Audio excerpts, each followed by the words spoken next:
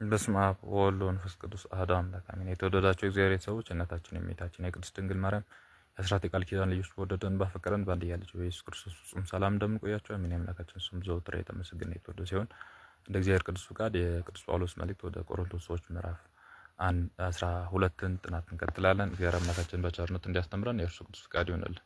እንግዲህ የመንፈስ ቅዱስ ስለሚገኘው ጸጋ ቅዱስ ጳውሎስ ይናገራል። ምዕራፍ 12 ላይ ወንድሞች ሆይ ስለ መንፈስ ቅዱስ ስጦታ ታውቁ ዘንድ እንጂ አላዋቂዎች ልትሆኑ አንወድም ይላል።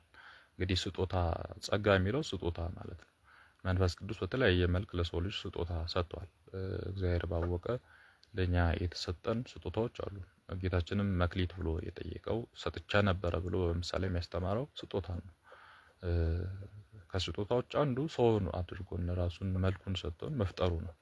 ስለዚህ እግዚአብሔር ባወቀ ለኛ የተሰጡን ስጦታዎች መካከል የመጀመሪያ ሊሆን የሚችለው እግዚአብሔርን መልክና አራያ መሆናችን ነው። መልክ የሚለው ላይክነስ የሚለውን ነው። አራያ የሚለው ደግሞ ኢሜጅ የሚለው ነው። አራያ የሚለው የነፍስ ባህሪ ነው።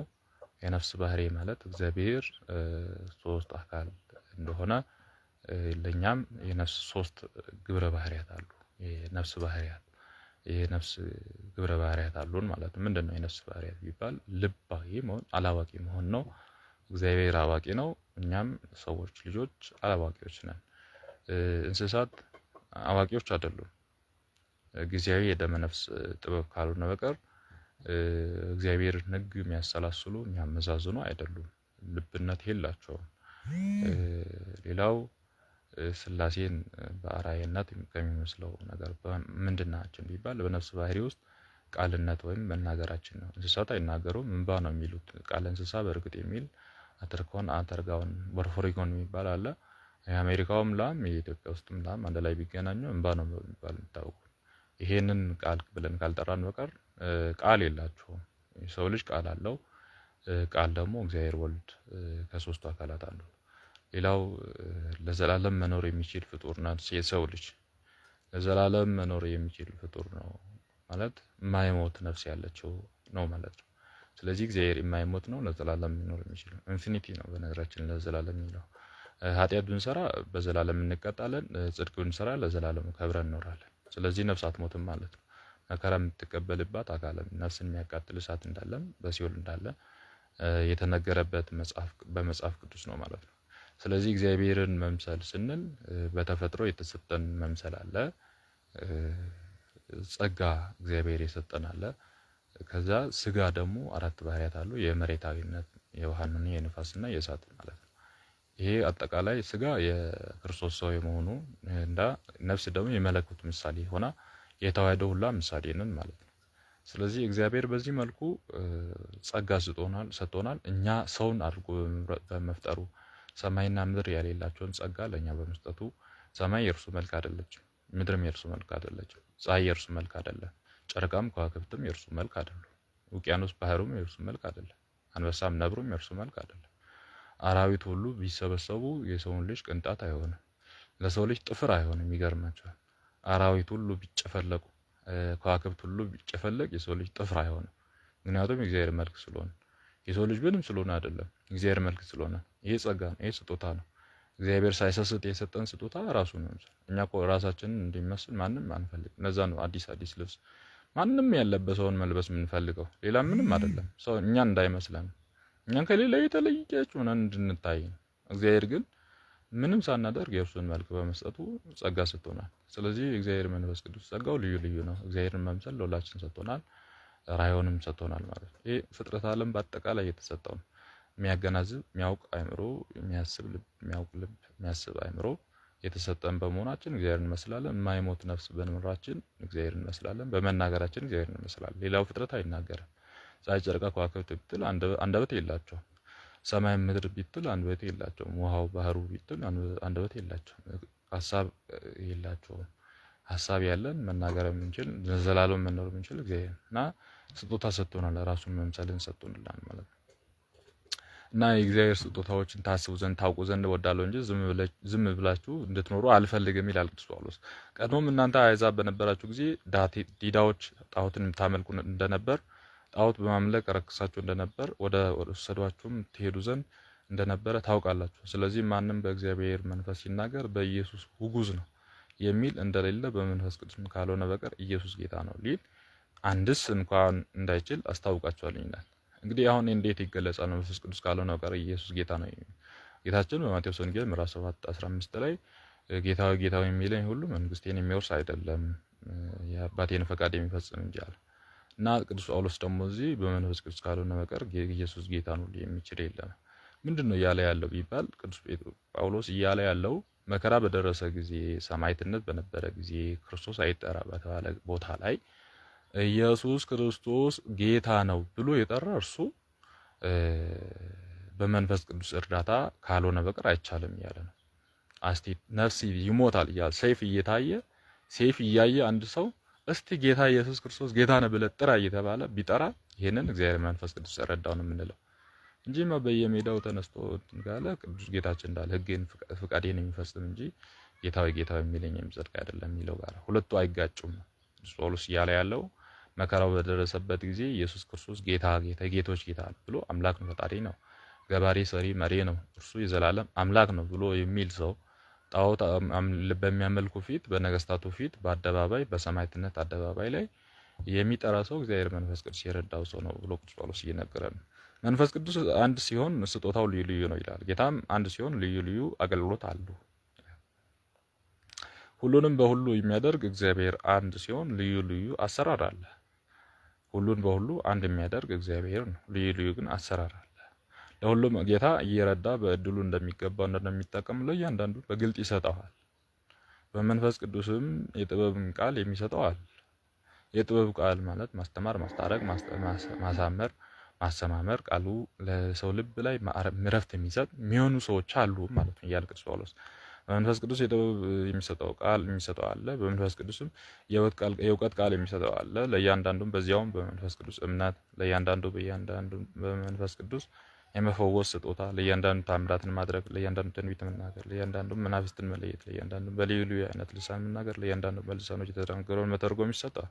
በዚህም ሁሉ አንድ መንፈስ ቅዱስ ሁሉን ይረዳል፣ ለሁሉም እንደወደደ ያደለላቸዋል ብሎ የሰው ልጅ የተሰጠ ጸጋ ልዩ ልዩ እንደሆነ ማስተማር፣ ማስታረቅ፣ ሽማግሌ መሆን፣ ሙት ማንሳት፣ ትንቢት መናገር ይህ ሁሉ የተለያየ ጸጋ ስጦታ፣ መንፈስ ቅዱስ ግን አንድ እንደሆነ ቅዱስ ጳውሎስ ይነግራል። አካል አንድ እንደሆነ ብዙ አካል ክፍሎችም እንዳሉበት ነገር ግን የአካል ክፍሎች ሁሉ ብዙዎች ሳሉ አንድ አካል እንደሆነ ክርስቶስም ደግሞ እንዲሁ ነው ይላል። ዓይን አለ፣ አፍንጫ አለ፣ ጆሮ አለ፣ እግር፣ እጅ አለ።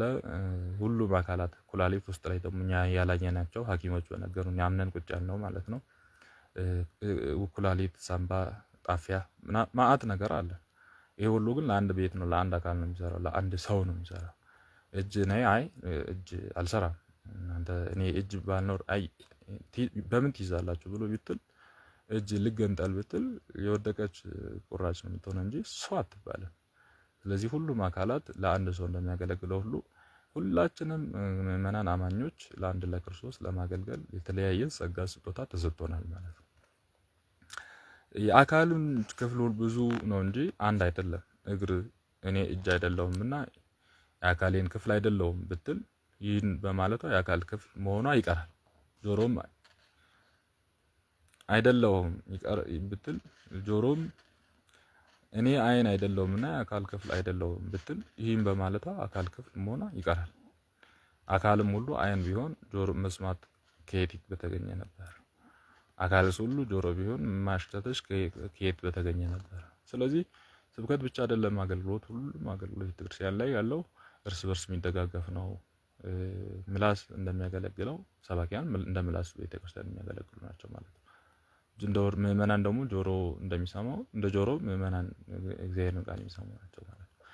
እና እርስ በርስ ሰውነት አካላት ክፍሎች ብልቶች ነን እያለ ቅዱስ ጳውሎስ ይናገራል። አሁን ግን እግዚአብሔር አካላችንን ክፍለ ሰውነታችን ውስጥ እርሱ እንደወደደ እየራሱ እያከናወነ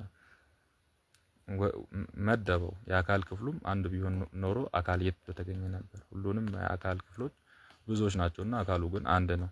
ዓይን እጅ አልፈልግም ልትል አትችልም። ራሷን እግሮቿን አልፈልጋቸውም ልትል አትችልም። ደካሞች የሚመስሉ አካላት ክፍሎች ይልቁንም የሚያስፈልጉ ናቸው ይላል። እንግዲህ አሁን በጣም ዓይን ብቻ ሰውነት ላይ የሚያስፈልግ የሚመስለው ሰው አለ።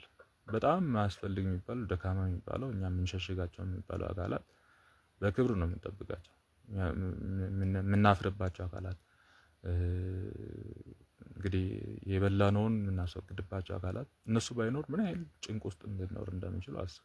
በጣም ምንም ማይረቡ ብለን የምናስባቸው አካላት የምንሸማቀቅባቸው አካላት በጣም የከበረ ስራ የሚሰሩ ናቸው ብሎ ጳውሎስ ይናገራል። ከአካልም ክፍሎች የተናቁት ለሚመስሉ ክብርን እንጨምርላቸዋለን ይላል። እንግዲህ ልብስ ደራርበን የምንለብሰው የምናፍርባቸው አካላት ላይ ነው። ለምናፍርባቸው አካላት ክፍሎች ክብርን ይጨመርላቸዋል። ለከበረው አካላችን ክፍል ክብርን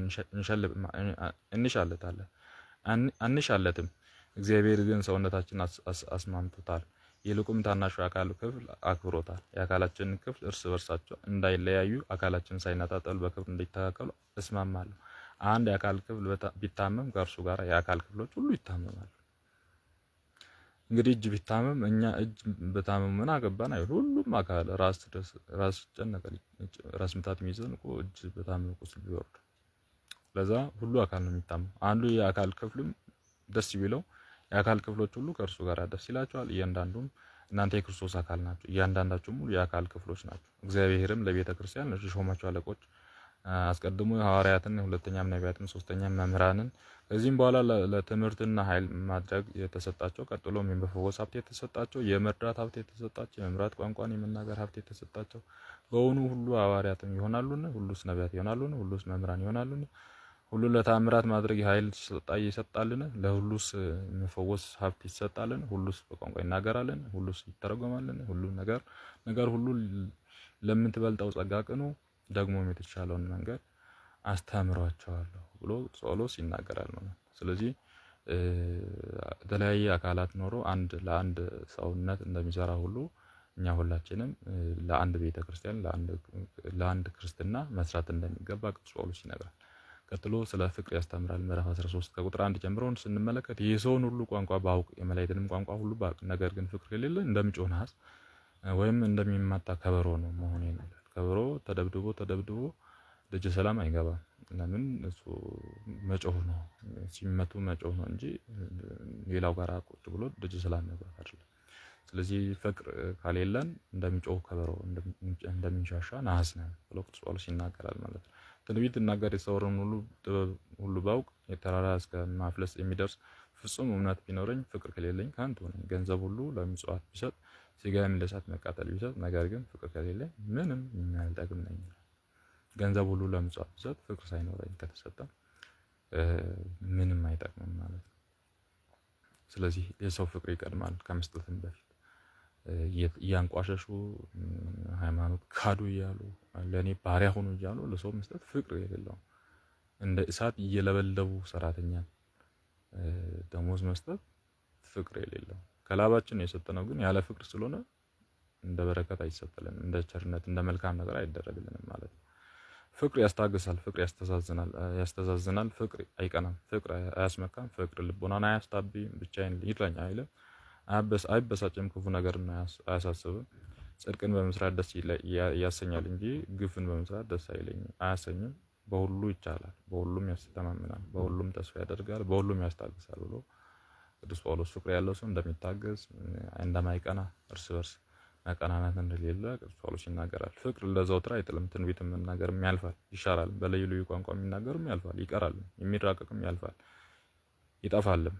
በየገጹም ጥቂት እናውቃለንና ጥቂት ትንቢት እንናገራለን። ፍጹም የሆነ ሲመጣ ግን ያ ተከፍሎ የነበረው ይሻራል። እኔ ልጅ በነበርኩን ጊዜ እንደ ልጅ እናገር ነበር ይላል። እንግዲህ አላዋቂነትን ወራት ማለት ነው እንጂ የሕፃኑን የዛነትን እድሜ አይደለም። ባለማወቅ ወራት የነበረውን ወቅት የነበረውን እንደ ልጅ አስብ ነበር ብሎ ይናገራል ማለት ነው። እኔ ልጅ በነበርኩ ጊዜ እንደ ልጅ እናገር ነበር፣ እንደ ልጅም አስብ ነበር፣ እንደ ልጅም እመክር ነበር። ባደኩ ጊዜ የልጅነቴ ጠባይ ሁሉ ሻርኩ። አሁን ግን ታወቀኝ፣ በግልጥም ተረዳኝ። በመስተዋት እንደሚያይ ሰው ዛሬ በድንዛዜ እናያለን፣ ያን ጊዜ ፊት ለፊት እናያለን። አሁንም በከፊል ኋላም ደግሞ በተገለጠልን መጠን ሁሉ አውቃለሁ። አሁንም እነዚህ ሶስቱ እምነት፣ ተስፋ፣ ፍቅር ጸንተው ይኖራሉ፣ ከሁሉ ግን ፍቅር ይበልጣል ብሎ ቅዱስ ጳውሎስ እምነት፣ ተስፋ፣ ፍቅር እነዚህ ሶስቱ ጸንተው ይኖራሉ ብሎ ተናገረ። እንግዲህ እምነት፣ ተስፋ፣ ፍቅር የተባሉ ምጽዋት ጾምና ጸሎት ናቸው ብሎ አባቶቻችን የተረጉሟል። ቅዱስ ማቴዎስ ወንጌል ምዕራፍ 6 ላይ ባለው ነው ተመልክተናል። እምነት የሚባለው የማናየውን አምላክ አባቴ ብለን መጸለይ እምነት ይባላል። ተስፋ ደግሞ ተርቤ አልቀርም እጠግባለሁ ብሎ መራብን መጾምን ተስፋ ይላሉ አባቶች ማለት ነው። ከዛ ደግሞ ፍቅር ደግሞ ምጽዋት ነው። ለወንድም ወደን ፈቅደን ራርተን ደክመን ያመጣነውን ሀብት ምጽዋት ስንሰጥ ፍቅር ናት ማለት ነው። ከሁሉ ግን ፍቅር ትበልጣለች። ምጽዋት መስጠት ከሁሉ ትበልጣለች ማለት ነው። ስለዚህ ሶስቱ እነዚህ ጸንተው ይኖራሉ። ምጽዋት ያለው ፍቅር ያለው ሰው እና ጸሎት ያለው ሰው እነዚህ መልካም ዲያብሎስ ሶስቱን ሽንገላዎች መከላከል የሚችል ክርስቶስ ያሸነፈውን የኃጢአት ራስ የሆኑትን ሶስቱን ትዕቢት፣ ስስትና ፍቅረ ነዋይን ማሸነፍ ነው። ምጽዋት ስንሰጥ ፍቅረ ነዋይን እናሸንፋለን። ትዕቢትን በጸሎት እናሸንፋለን። ስስትን ለኔ ይሁንልኝ የምንሆን ነገር ስስትን በምጽዋት እናሸንፋለን ማለት ነው። ስለዚህ በዚህ መልኩ ሶስቱን የኃጢአት ራስ የሚባሉትን እምነት፣ ተስፋ፣ ፍቅር እነዚህ ያሸንፋሉ ብሎ ቅዱስ ጳውሎስ ይናገራል። ከዛ መካከል ግን ፍቅር ትበልጣለች ማለት እግዚአብሔር ጌታችንም እኔ መስዋዕትን ሳይሆን ምሕረትን እወዳለሁ ብሎ መባ ነዳያን ምጽዋት መስጠትን እንደሚወድ እጅግም እንደሚያከብረው ጌታችን ተናግሯል ማለት ነው። ያስተማረን የመከረን የገሰጸን የቅዱሳን አምላክ ስሙ ዘወትር የተመሰገነ የተወደሰ ይሁን። ወስብሐት ለእግዚአብሔር።